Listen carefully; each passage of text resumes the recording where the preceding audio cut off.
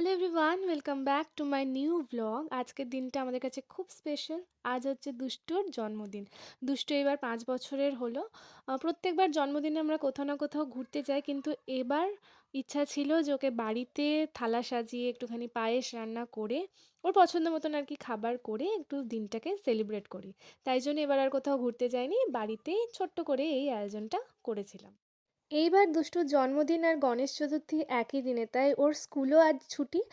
আর ওকে খাওয়ানোর পর তাই জন্য আমরা প্ল্যান করেছি যে একবার কলকাতার যে সিদ্ধিবিনায়ক মন্দির আছে সেখানে গিয়ে ঠাকুরের দর্শন করে আসব।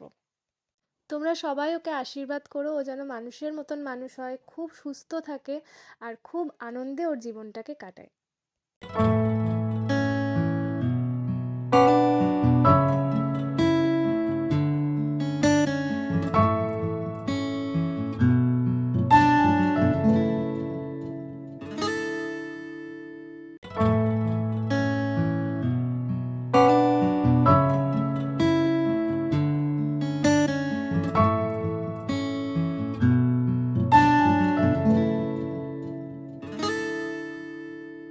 পায়েসটা যে একটু ভালোবেসে খাবে, দেখো মুখটা কেমন করলো।